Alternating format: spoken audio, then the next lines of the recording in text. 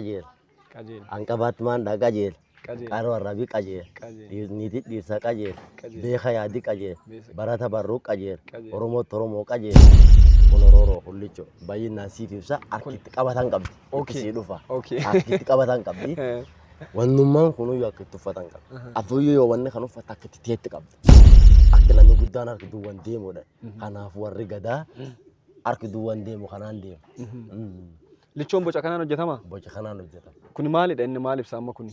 Kun nam tokko bareedina tokko ammoo yeroo ilmi faan dhalatu waan kana yeroo ati man Booranaa faseenti yeroo ilmi faan dhalatu man gara roottidhaan beekta. Ijoolleen Booranaa barcuma na dur hin teettu. Barcuma yoo baan fedhe na dur hin taa'u. Yoo an dhufna dura kaan. Maaliif? Wanti na dura kaaniif tokko. Jirra jirtu daawwattootaa fi hordoftoota gosa talk show torban gaarii akka ture abdiin qaba. Torbee kanas sagantaa bareedaa qabachuun walitti deemneetiin jirra. Afgaaffii torbee kana wanta baay'ee adda godhu waa'ee seenaa, duudhaa, safuuf, aadaa Oromoof kanaasoof ajandaa godhanne. Keessummaan keenya guyyaa har'aa immoo abbaa gadaa barattoota yuunivarsiitii Direedawaati. Hanga xumura qophii keenya nu faana turaa jechaa isin affeera. YouTube chaanaalii keenya subscribe gochuudhaan sagantaa keenya irratti yaadaaf gaaffii yoo qabaattan comment section jalatti nu barreessuu fi akkasuma namootaaf share gochuun akka qooddan akka nu tumsitan isin gaafachuun barbaada. Hanga xumura qophii keenyaatti nu faana turaa gosa talk show.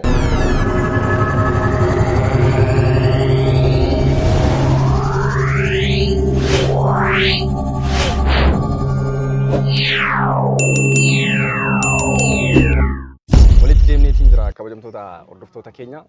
Keessummaan keenya guyyaa har'aa nama sirnaati. Abbaa gadaa barattoota Oromoo yuunivarsiitii Direedawaati. Keessummaa keenya waliin turtii bareedaa akka goonu abdiin qaba. Hanga xumura qophii keenyaatti nu faana turaa. Ammas irra deebiin isin affeera. Kallattumaan gama keessummaa keenyaan wal barsiisuutiin kan deemnuutiin anaa dhufu jaarsu. Ana dhufisanis. Mee daawwattootaa fi hordoftoota gosa talk showtiin wal bariin abjaarsoon eenyudha kan jedhu kana daawwattoonni fi hordoftoonni gosa talk show siyaa wal baraniitiin san booda gara gaaffiiwwan har'aaf qopheeffanneetti deema. Duraan dursee horaa bulaa deebanaa miidiyaa keessan irraa naaf heeruu fi ammoo osoo waliin barsiisneen dura Oromoon aadaa qaba. Ammoo aadaa isaatti gaaddis qaba. Gaaf gaaddis ta'e ammoo eebban banata. Noof kalchaa. Okkola eebban banata. Adoo gargaafitti hin deebine osoo eebban bananne aadaa Oromoo waan taateef eebba jalqabnee eebban bananne dansaadha. Baay'ee nutti tola. Nama sirnaa faana turtii taasisuun waanuma akkasii kanaaf kan nama fayyadu, nama qajeelchitu, nama gorsitu, dogongora uumamee fi maqaa daawwattoota kun ifama gaafachaa eebbaan sagantaa keenya nu saaqtu jechuudha. Haa ta'u. Bifanna. Harka keessan gara waaqa waldeeffannee kadhanna. Oromoo Booranaa bareentuun nagaa. Booran sabboo goone nagaa. Asisi komandoon nagaa. Bujju hontomaa daarimuun nagaa. Raayyaa saboon nagaa. Burqa Oromoo maddolaabuun nagaa.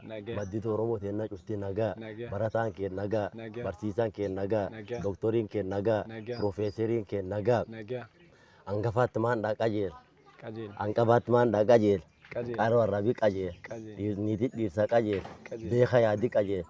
Barata barruu qajeela. Oromoo qajeela. Sabaa qajeela. Oromoota keessan ergadha. Coqorstaa, wal jaallata, aannotaa, aanan injaara, tulunam duritaa, gama mul'adha. Horaa bulaa deemana, bimbiraan bullaaqa, gaaddisi nagayaati. Eebbaan banneerra sagantaa keenya saaqneerra jalqabuu dandeenya jechuudha. Akka duudhaa ganamaa Oromoo. Ammin danda'a. Gaaffii barbaadde wal gaafachuun eebbifannee gaaffii eebbifatu Toomas hin dhiban. Wanni nama rakkisaallee hin jirtu. Sodaallee hin jirtu. Eegee eebbifatanii. Maaliif garuu Oromoon sagantaa hojii jalqabuun dura eebbaan jalqaba? Wanni Oromoon eebbaan sagantaa yeroodhaaf jalqabuu fi waan dachee kana cuuf keessa beektamu kennaa waaqa kenna keessa tokko eebba. Eebba kan beektaa akka kitaaba waan namni hin barreessine yookaan akka walaloo namni hin kalanne kennaa waaqa jedhama. Amma akka maanguddoon jettutti eebbiti tun kennaa waaqaati jedha. Kennaa waaqa waan taate namni eebbi qabu namni eebbi qabuun naga qabaadha. Namni eebbi qaba mal qabaadha. Namni eebbi qaba immoo qajeelaadha. Gaafa eebbifattee deemte yoo hadhattullee argattaadha. yoo barbaadullee gartaadha. Kanaaf eebbaan dursan waan yoo walga'ee yookaan tirfuu har'atan irratti gaaddisa har'a kan irratti mariin teenna in milkaa jedha Oromoon. Yeroo waan cufa eebbaan banatu eebbaan gaaddis bantee eebbaan gaaddis cufachuun milkaan waan itti deemtu sun agarsiisaadha. An fakkeenya gara amantaa dhufte yoo karaa cheerchii seente laala waaqa kadhatta. Yoo karaa cheerchii seente waaqa kadhatta. Yoo khilaas deemtullee karaa alaabaa faarsita. Kanaaf yeroo hunda yoo gaaddisteet Oromooleen akka aadaa isaatti eebbaan jalqabataa jiru. Akkuma warri fakkeenya namni amantaa gargara qaba. Akkuma amantaa keessa warri cheerchii waaqeffannaan jalqabu Oromooleen eebbaan jalqabataa jechuudha. Guddaa namatti tola. Mee daawwattoonni gosaa Tokshoo Abjaarsoon eenyudha osoo of nu ibsitee daawwattoonni keenyas siin wal baranii san booda immoo gaaflee har'a sagantaa gosaa Tokshoo irratti qopheeffan kan ergaa gaarii qabuuf daawwattoonni tarii duudhaaf sirna Oromoo kana akkaataa baruu danda'aniin waan guddaadha kan afgaaffii keenyarraa eegnu. Kanaaf osoo wal barte daawwattoota keenyaan. Dansa maaliif seeta gaaffii cufaa keessatti eenyummaa kee ibsiinaati eenyuun gaaffii beektaa gaaffii ulfaattu. Ataatu ammoo dirqama ulfaattu malee namni eenyummaa fiitiif waan hin beekne hin jiru. Ammoo waan akkan jedhanii ibsuun diqoo waan Oromoo waan akka hin jaalatu. Namummaan biraa haa ibsu malee ofiin of ibsu waan hin jaalanneef yeroo hedduu waan akkanaatti hin qaanfata beektaa. Ataa'u ammoo eeggana gaafatti sitti majaarsoo jechuun yoo fakkeenya nama obsaa jifiin jedhees yoo nam gorsaaf hin jedhees yoo nama baay'ee ani waan galateeffadhu kennaa adda qabaachuu danda'a. Kennaa adda qabu keessa tokko maraatas yoo waliin nagalchee waliin jiraachuu danda'a. Nam hamuyyuu nam waliin obsa waan qabuuf kennaa waaqidhaa kan keessa obsa waan qabuuf nam hamu waliin jiraachuu danda'a. Kanaafuu obsaaf hin jechuu danda'a, gorsaaf hin jechuu danda'a yoo jedhees hin qaanfadhu. Amma jaarsoon mee iddoo dhaloota isaa amma maalirra akka jiru maal kanniin osoo nuuf ibsite. Yaa jaarsoon godin Booraan kibbaarraa dhufe. Godin Booranaa na yaaballo. Gandi dhaddiimi. Iddoon dhaloota kiyyaa. Gandi dhaddiimi turte. Man barumsaa yeroo fulmaan itti dhaladhee carraa ta'ee faranjootii yeroo amantaa kaatolii lallaban biyya Olaandii Niizerlaandirra dhufanii turani. Yeroo dhufan ammoo Oromiyaa keessaa naannoo gara Walloo sun qajeelanii gaa Walloo sun yeroo sun baay'ee beelaan saaxilamtee jirtuuf achiin ramadanii. Erga yeroo sun beelaa warsun dandamachichi foortu kallattumaan gara godin Boorana dhufte. Godin Boorana dhufte keessa faranjoonni sun ammoo gara iddoo dhaloota kiyyaa dhufte. Ana yaaballoo jechuudha. Ana yaaballoo gandi dhaddiime. Ana iji keessa gandi dhaddiime. Yeroo sun shalaqa jaatanaa yaali awwaaraa jedhani. Akka nu fakkeenya amma kantiibaa nu kan kantiibaa aga naannoo Sidaamoo kan cufa bulchaa ture. Achis inni areere teessoon isaa bulchiisisa. Achi bira dhufanii inni achi qajeelche. Iddoo sun waan achi qajeelchaniif yeroo sun Oromoo Boorana Gabra Gujii jira. Sabi kun lamaan barnoota waan hin qabneef wal cunqursaa ture. Ammoo gamhaan Oromoon qaama dhibeen cunqurfamaa ture. Achi ammoo ofiisaatti wal cunqursaa ture.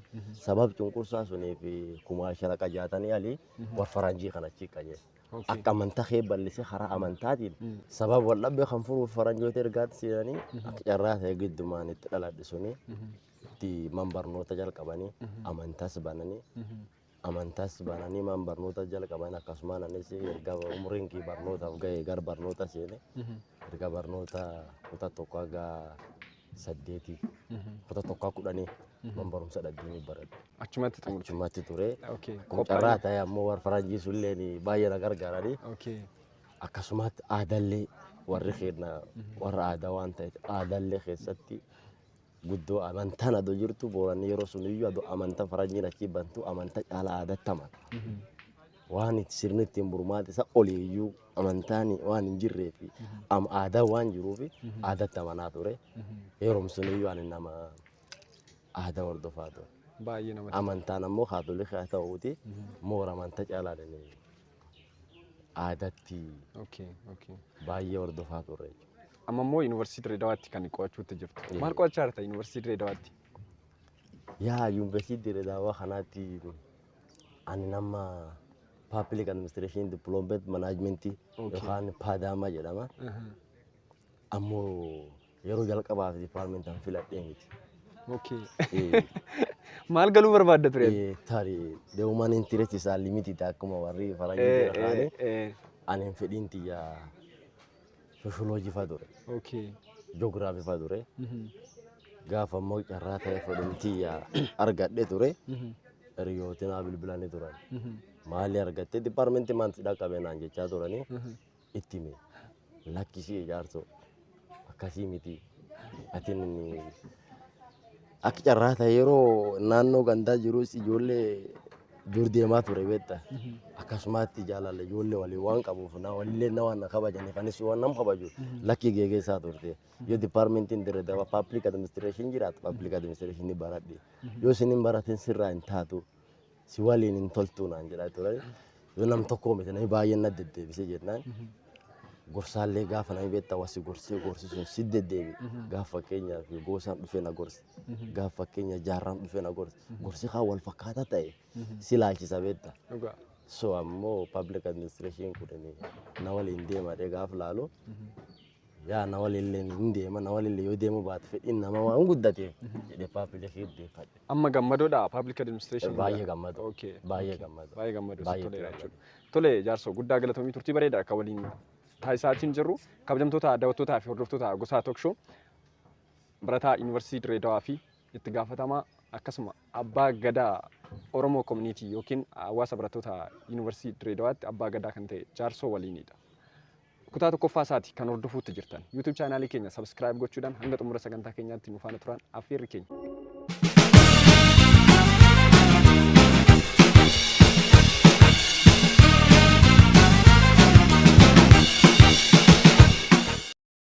Guddaa galatoomii jaarsu. Asis galatoomoo ribuun. Daawwattoonni keenya tarii amma wantoonni baay'een namoonni kun dhaloonni ammaa kun akkuma beektu baay'een keenya waan wayii sabboonummaa ni qabaanna garuu bal'inaan waa'ee aadaa keenyaa kana beekuu baachuu dandeenya akka warra durii caalaa jechuu barbaadeen. Amma fakkeenyaaf namoonni baay'een nutti mul'atu wantoonni kunniin ati haala uffannaa keetii matuma keerraa dabalee wantoota qabattee jirtu harkatti wanti godhattee jirtu kun hundi isaa ergaa mataa isaa waan qabu natti fakkaataatiin mee daawwattoota keenyaaf kan mataatti maratte kun maalidha inni maal ibsa? Dansa. Kan ibsuun dura dhaloota amma kun yoo argu amma gas dhufeetti baay'ee waan aadaa kana fedhii guddoon qabani ture. Garuu ammoo waan aadaa fedhii qabaachuu malan sababii Oromoon saba aadaan guddate safsafuun guddate waan taate eenyummaan Oromoof tokkoffaan aadaa. Oromoon aadaan qaba. Aadaan kun sirni wanti aadaa kun bara jaarraa kudhan afuraffaa kee jalqabe beekta. Jaarraa kudhan afuraffaa yoo gaafamte itti ilaaltu yoo hin dhiyaatu. Oromoon sirni gadaa gaafa ishiitiin bule har'as ammoo harka qabaachuu isaatiif itti gammada. Ammoo kunis wanta har'aa kalaqamee miti wamdurumaayyuu jaarraa sun keessa ta'e am kun gaafa waan harkaa busiibsu jalqabe kun ruufedha. Ruufedha. Ruufedha. Okay. Ruufti sunuyyuu akka uffatan qabdi. Akkaataa uffatan qabdi. Nama uffatus qaba nafa. Nama uffatu qaba. Nama uffatu jira akka uffatamtu jira. Akkasumatti waa'ee aadaatiif hin uffatan. Akkasumatti waa'ee aadaatiif hin uffatan. Wanti kun Oromoo hullicho baay'inaan siif ibsa harkitti qabatan qabdi. Akkasii dhufa. Harkitti qabatan qabdi. Wannummaan kunuyyuu akka itti uffatan qabdi. Afuuyyuu yoo wanni kan uffata akka itti teetti qabdi. Kun ammoo akkaatuma Oromoo gubbaattiin gadi hin bulaa dhufu. Ruuf kan akkaataatti uffatanii. Fulaan ta'uu ati laalta namni hin arguutiin garta. Fulaan gurraattiin ol deebiti. Akkasiiniti. Iddoon gurraattiin ol deebite jira. Iddoo gurraatti kan gadi hin deebiftu. Iddoo gurraatti kan gadi hin deebiftu. Akkuma argiteen akkuma uffata kaawwanii fuutee marattu jechuudha. Yeroo marattiyyuu yoo ho'a maratte yookaan daawwitiin laalta akka wanti laaniin gurraachi kun yookaan sararee gurraachi kun gad deebii laalta akkaataan uffannaa kan. Sarar gurraachi kan maaliif gadi hin deebine gaafa jedhu Oromoon waan hedduu akka ittiin ibsatu qaba. Afaan seeduudhaan waan hedduu akka ittiin ibsatu qaba. Yeroo gaddi qabu fakkeenyaaf yeroo gaddi qabu yeroo sa'aatii atiin wayaa aadaa kan uffattetti wanti gaddafaan si mudate ta'e fuula kan gad deebifta. Fuula gurraatti kan gad deebifta. Yoo gaddarra jiraatti. Yoo gaddi jiraatti gad deebifta. Akka carraa ta'e iddoo gaddaatiin hin deemtu. Gaafa ammoo emergency ta'e sirraatti wanti sun akka tasa sirraatti fa'a uumamtee maatii kan kefarraatti uumamtee darbitee hin deemtu. waan ku baay'ee kabajama. Kanaafuu darbitee waan deemtu akkaataa ittiin ibsatti qabda. Gaafa kan gad deebifte ammita gaddi qabaachuu kan kee Oromoon aadaa beekin beekaa jiru. Oromoon hin beekaa jiru namni waa aadaa beeku.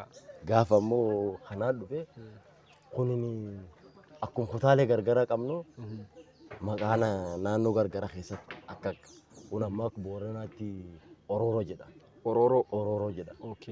Orooroon kun akka Bokkuus hin jedhama. Bokkuus naannoo biraatti bokkuus jedha. Dhugaa. Orooroo sin jedhama, bokkuus hin jedha. Mee maal ibsa bokkuun kun? Orooroon kun abbaan gadaati yeroo baay'ee eenyu qabatasi? Maal ibsa gubbaan isaa mallattoo waan asirratti arginu kun? Jira. Anaaf ni yamama qabee rakkoon qabu. Gaafiidhaaf hubachuudhaaf waan ta'eef naaf kalchan daawwattoonni sadarkaa kalchitiin kun maal ibsaa gubbaan kun haalli boca isaa qabatee eenyu qabata? Bokkuun maal ibsa sirna gadaa Oromoo keessa? Tokko gabaabumatti Oromoon ilmi dhiiraati hin boona ilmi dhiiraa baay'ee jaalata. Bokkuu akka ilmi dhiiraa laala. Akka ilmi dhiiraatti laala. Ilmi dhiiraa biraatti ammoo ilmi dhiiraa yoo fardaan beekamu Oromoo gaafa ammoo fardi yaabbatu gisee kanaan hin deemne gaafa fardi yaabbatu kanaan deema. Kun ammoo maal jedhama? Lichoo jedha. Lichoo? Lichoo jedha. Lichoon kun ammoo akka namni guddaan harki duwwaan deemudha. Kanaaf warri gadaa harki duwwaan deemu kanaan deemu. Lichoon boca kanaan hojjetama? Boca kanaan hojjetama. Kun maalidha inni maal ibsa amma kuni? Kun nam tokko bareedina tokko ammoo yeroo ilmi faan dhalatu waan kana yeroo ati man Booranaa faseente yeroo ilmi faan dhalatu man garaa roottidhaan beekta. Akka ilmi dhiiraatti ibsama. Kunis jechuun maalis yeroo akkamiiti kan qabatamu jechuun? Wanti kun yeroo cafan qabatamu. Tokko yeroo jil qabdu yeroo gubbis qabdu. Mi'a aadaa kan uffata kan qofaaniti halloon jira. Haadhi siiqqee fi fudhattee qashadhanii qasha qabdi qasha fudhattee yeroo wal fakkaatanii yeroo gubbis qaba yeroo ilmi sii dhalatee maqa baafattu in uffatta. Akkasumas yeroo ilmi sii dhalatu wanna yeroo ati jalqabsii kaasi akka ilmi dhiiraa laalate yeroo ilmi sii dhalate gammachuu kan ka'e akka ilmaatti isu uffata deemee jira. Haan ammoo gaafi abbaan gadaa gaaf gaaddis tokko deemu gaafa walgahii tokko deemu gaaf gaaddis eebbisu. Namni eebbisu jira akka eebbis qaba gaafa waadaa kan uffate deemu. Waadaa kan uffata gaafa waadaa kan uffate nam gadaa ta'uu kan kee nama miti arga dhageetti ta'uu kan kee waan beekaniif nama Oromoon akkuma nam cuuf kabaja keessumaatti ammoo waadaa kan uffatu baay'ee kabaja. Akkasuma yeroo gaaddis deemu uffate ittiin eebbisa. Malee ammoo duwwaa hin eebbisu. Yoo akkam carraa ta'e iddoo wayaan kun argamin faatti yeroo iddoo barataa yeroo walitti dhufuu barataa waadaa beeku carraa yoo dhabe dirqama ammoo waan dhabeef eebbi waan hin dhabiniif eebbi yeroo sun hin ibsata. Wayaa malee ammoo yeroo akka carraa hin jirre eebbumaan banata fuula eebbata adda addaatti hin uffataa jechuudha. Fuula jilaa adda addaatti. Baay'ee namatti tola. Haalli uffannaa kana iddoodhaa iddootti immoo garagara. Amma fakkeenyaaf yeroo baay'ee daawwattoonni keenyas waan argan waan beekan natti fakkaata. Bokkuu abbootiin gadaa hunduu hin qabatu. Garuu abbootiin gadaa Tuulamaa, abbootiin gadaa Booranaa, abbootiin gadaa Gujii yeroo baay'ee haalli uffannaa isaanii garagara iddoodhaa iddootti. Kun akkamitti uumamuu danda'e? Yaa hunni. Moo sirna mataasaa qaba? Ijallaa hunni moora kana baay'ee ilaaleen beeku yoo ta'e ilaalu baree garaagarummaan kenni midhaaginni kenna waan jedhamu tokko jira. Haa taatuuti. Wayaa aadaa uffachuun aadaa gargar hordofuus hin agarsiiftu. Wayaa gargar uffachuun aadaa gargar hordofuus hin agarsiiftu. Kanaafiyyuu bareedummaaf godhata malee yookaan tuntaan Booranaati, tuntaan Wallaggaa, tuntaan Sidee wanti inni maraatee addaan qooda hin jirtu bareedummaaf. Garaagarummaan kenni midhaaguma kenna waan jedhan akkasii na fakkaata. Ammoo yoo silanni addaan qoode ta'e maanguddoo irraan dhageenya. Ammas hin dhageenye kanaafuu qoodamsi dhibii miti sure. Bareedinummaaf akkas ta'e. Guddaa namatti gola. Jaarsoon Yuunivarsiitii Direedawaatti abbaa gadaa barattoota Oromooti. Sirna garaagaraa irratti yeroo baay'ee ni mul'ata. Akkasuma barattoota Oromoo Yuunivarsiitii Direedawaa bakka bu'uudhaan wantoota garaagaraa hojjechaa akka turte odeeffadheetiin jira. Mee akkamitti gadoomte?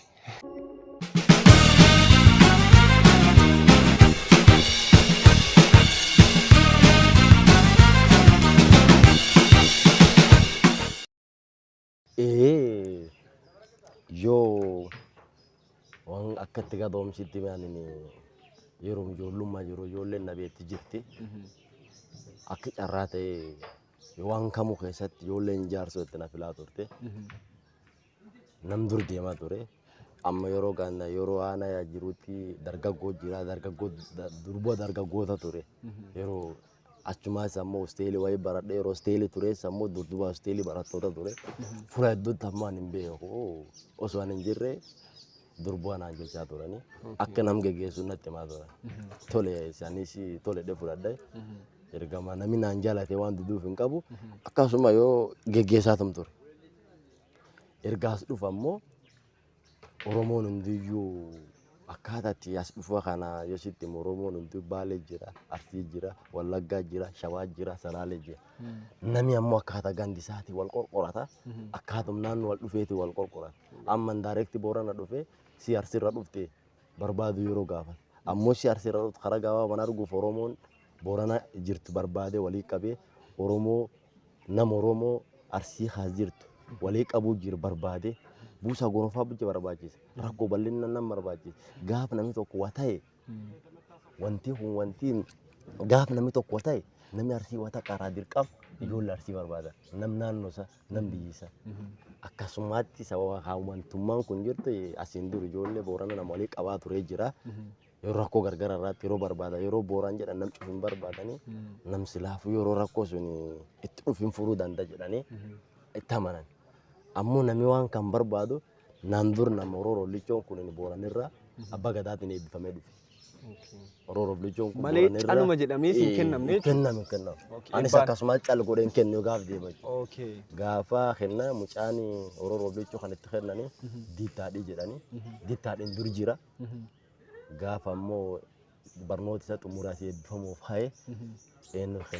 Eenyu takka inni yaada ture osoo hin beekne welkaamii akka ijoollee Booranaan nu godhanii turani gaafa welkaamii godhanii odeeffannee jirra. Lichoota yoo si kennani ijoollee Booranaa qofaaniti saba Oromoo haasa'ee jiru kun Booraan bakka hin bu'u Oromoon tuni saba Oromoo haasa'ee jirtuuf bakka buute saba Oromoo haasa'ee jiru hundaa yoo si kennine bakka buute qajeelchuu hin dandeetta. Kanaafuu nu deemuufi ammoo Oromoo abbaa gadaa kan nam cufaatti hin kennani. Nama sirnaatti. Nam sirnaatti kennan nama ammoo adda danda'e waan gadaa gaafatan deebisuu danda'a. Akka carraa ta'e warri kennas warra gadaati. Kanaafuu si kennin jennee si filanne. Kanaafuu uummata humnaa odeeffannee la si filate Oromoon kun si kennama. Kanaafuu ilkaama irraa keessatti wanta adda godha Oromoof Lichoon abbaa gadaa si kennama. Na kennanii turani. Yaa indiin anis yeroo sun fireesha. Ammoo yoo waan callisan nam geggeessan takka ittiin geggeessin beeka ammoo barumsaa jira lafin beeku fuudhuuf hin baay'ee natti ulfaate. Fuudhuuf isin waan natti ulfaate. Jalqaba jechuudha innaa sirna kanas. Natti ulfaate garuu ammoo wanti aadaa eegii ta'edhaan hin taane. Ammoo aadaa keessatti ijoolleen akkuma aadaa beektaa walirra beekanii wal kabajaallee akkuma aadaa dhiyaatanii wal kabajaa walirra beekanii amma ijoolleen Booranaa barcuma na dur hin teettu. Barcuma yoo baan fedhe na dur hin taa'u. Yoo an dhufna dura kaan. Maaliif? Wanti na dura kaaniif tokko itti gaafatamummaa jira. Tokkoffaan wanti gadaana kennamee jira. Wanti gadaana gaaf na kenname gaafan kan sirra hin qabneesi nam gadaas nam kabajama waan ta'eef waan aadaa ta'ee fi aadaa keessa safuu jira. Namni kunini itti gaafatamummaa barataa qofaa miti itti gaafatamummaa aadaa waan qabu. Kanaafuu aadaa keessatti aadaan Oromoon hangafa maandha wal kabaja. Ammoo hangafti Oromoo Lichoon iyyuu hangafa waan jedhu nama guddaa takka nama guddaa na kabajanii barcuma dura hin taane. Nama sirnaati. Nama sirnaati. Jedhanii. Nakkin akkasiin na kabajanii akkasiin itti gaafatamummaa kan kennani. Anis ammoo fudhadhee eegi fudhadhaanis waggaa 3 waan na ajaa'iba keessa silaa yeroo si kennani gaafa waggaa 2ffaa turti ta'uu qaba. Akkan duraan odeeffadhee. Ammoo baruma seente freshman. Baruma seerti na kenname naaf hin galle garuu yoo seen garba hin beeku gisee fuula Oromoo kan kaanuu hin beeku amma Oromoo kan gaaf si kennani yeroo kamuu dhiicheen wanti kunamsi gaafata. Akkaataan itti kennite deemtee si gaafata. Namatti itti kennite deemtee si gaafachiisa. Kun ammoo imaana guddaa. Wanti gadaa kunin imaana guddaa ammoo baay'ee challenge na godha. Baay'ee namatti tolu. Ati immoo itti gaafatamummaa kana malees itti gaafatamummaa biroo akka qabdudha mooraa keessatti. Gahaa'uu keessatti barreessaa olaanaa gumii afaaniif afaan Oromoo fi aadaa Oromoo Yuunivarsiitii Dirree Dawaati. Mee akkami gahaa'uun sochii maalirra jira Yuunivarsiitii Dirree Dawaa keessatti? Yaa waan gaa'oo kana itti nagaafachuu keetii fi baay'ee itti gammada. Asii dhufeennaan amma ani gaa'ootti waan hedduu jira beektaa. Biiroon garaagaraas kee jirti. Biiroon barataan hoogganamtu biiroo garaagaraatti as kee jira. Biiroo garaagaraa kan keessa gaafa erga dhufee biiroon gaa'ootu nuni akkaataan isheen kalaqames akkaataan sirni gadaa Oromootti wal qabata. Kalaqamii gaa'oo kun akkaataan sirni gadaa Oromootti wal qabata. Erga odeeffadde paarlaamaa mataa isaa qaba. Paarlaamaan kun amma yoo gara akkaataa gara barumsaa deemame paarlaamaan malee sirni gadaa paarlaamaan kun sirni gadaa keessatti dabballee jira, foollee jira, isteep ittiin uumam qabaachuu gaa'oon kun. Gaa'oon isteep ittiin uumam isteep gadaa kan ta'uuf na gammachiise. Gaafa ammoo gaa'oo kana akkasumatti seentu dorgomtee seenta. Dorgomtee seenuuf qaraayyuu paarlaamaa taata. Paarlaamaa akkam taata kutaaleen Oromiyaa 12 moo 11 as kee jirti na fakkaata. Kutaalee kan cufu keessa namsa 3 filatama. Kutaalee san cufu keessa namsa 3 filatama. Kutaa Boorana keessa carraa ta'e erga abbaa gadaa taate dirqama. Naara aduun jiru nama duraan jirraatti nama lamma darane kutaa Oromoo Boorana keessa paarlaamaa seenne Arsii keessa sen dhufe Baalee keessa sen dhufe Shawaa keessa sen dhufe Salaalee keessa sen dhufe waliin nam 31 akkas ta'e. Paarlaamaan gaa'oo kun nam 31. Itti gaafatama gaa'oo kana yoo ati ilaaltam nama anasiga nam gaa'oo geegees keessa tokko waan itti gaafatama kan an qofti firra qabse na qofaa miti. Paarlaamaadhaan hoogganamaa jechuudha. Paarlaamaan hoogganama ammoo paarlaamaa keessa namni nam dur deemse laafa kun barataan tokko alaqa waa muusee qabu. Gaa'oonis geegeessa qabdis barreessa qabdis achi keessatti ammoo ani yeroo jalqabaa sunti barreessa haa ta'u malee itti gaafatamaan nam kana barata Oromoo itti gaafatamaan gaa'oo barattoota Oromoo as keessa jiran hundaati. Achi keessa ammoo paarlaamaa. Paarlaamaan ammoo nama taayilaal qaba. Warrootaanis dur deem ka filate. Awwaara paarlaamaan dur deem keessa filate keessa nam tokko. Kanaafuu gaa'oo akkaan itti dhufe ammoo gaa'oon gumii aadaa afaan Oromoo. Gumii aadaa afaan Oromoo kan ammoo aadaan keen babal'attee fulachuuf jiraachuu fi itti seenuu kiyyaaf gaa'ollee na gammachiise. Ammas kee jira borees duraa ceesisuuf gaa'oo qophii jechuudha. Akkami jechuun amma gaa'oon yuunivarsiitii keessatti sochii taasisuun barattoota yeroo rakkinaatti qaqqabuu fi akkasuma mootuu rakkoolee barattoonni yuunivarsiitii kana keessatti mudatu furuudhaaf qaamolee dhimmi ilaallatu waliin hammam deemaa jira. Lammaffaan ammoo barattoota gumii aadaa fi afaan Oromoo jedhamire soo aadaa fi afaan Oromoo aartii Oromoo guddisuu keessatti gahee isaa taphata jedhee namana. Kanaaf maal gochaa jirame ijoollee dandeettii adda addaa qaban kana qindeessee taayilentii isaan keessa jiru dandeettii isaan keessa jiru baasuu irratti. Yaa waan guddoo jira gaa'oon dhuga dubbachuu fi buurii gibbi kana gaa'oo jedhesi nan qaaneessu dhuga dubbachuu jechuudha. Beezikiin gibbi kana barata kana gaa'oo gaafa dheesi nan qaaneessu. Maaliif gaa'oo wanti inni irratti hojjanne jiru. Tokko aadaa afaan fi guddisuu irraa cimsee hojjechuu jira. Akkam cimsee hojjechuu jira. Warrootaan qubee sirreessuu hin dandeenye. Warrootaan fedhii barnoota afaanii qaban galgal ofiisaatiin ramadee wizat peement kaffaltii tokko malee barsiisuu jira. Barsiisuu jira. Lammaffaa barsiisuu qofaa miti. Mooraan kun yoo akka tokko jiraatu yoo qulqullina hin qabne gegeessaan gaa'oo fakkeenya na fudhatan gaaf qoshaash yookaan uur hin taane balfi hin taane arge gegeessootti waliin hin maradha. Duulii qulqullina hara gaa'ootiin hin labsamu. Labsamee godhamaa ture. Hara kanallee hara qulqullinallee mooraa keessa hojjechaa ture. Sadaffaa gaaf rakkoon nageenya tokko uumamte qara haadha qabu gaa'oo. Borii leeftaallee kasan beekuu qabda. Gaaf rakkoon nageenya keessatti uumamte qara hareebee dhaqqaba rakkoo suniin gaa'oo. Maal nageenyaaf irratti hojjeta. Aadaan ammoo waan hedduu of keessatti hammata. Nageenya of keessatti hammata. Nageenyaan of keessatti hammatu gaaf qaamni nageenya callisee doormi hin taa'u. Fulatti taa'u waan hin qabneef fulanni jirutti fulanni Oromoo jirutti waraana hin barbaachisu nageenyi malee. Aadaa keessatti ammoo waraana hin ta'a nagaa malee. Waan nagaa haa'oon isaa nagaa waan taateef dhimmi nageenya irratti reebee dursa dhaqa. Yoo akka onaan deengadda mucaan lubbuus dhabeessi.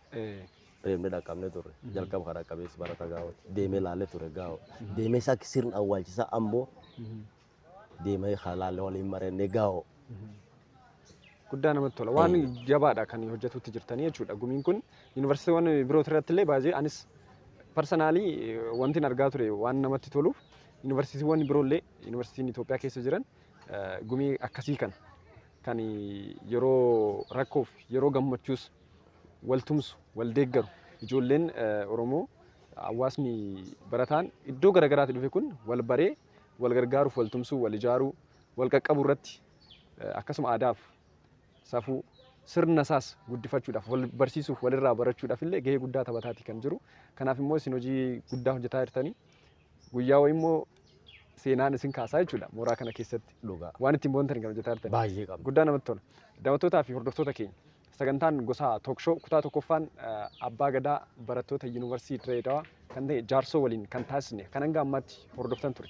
Kutaa lammaffaan torban kan tufu ta'a. YouTube chaanaalii keenya subscribe gochuudhaan akka hordoftan ammas irra deebiidhaan isin gaafanna. Torban gaarii isiniif haa ta'u fayyaa ta'a.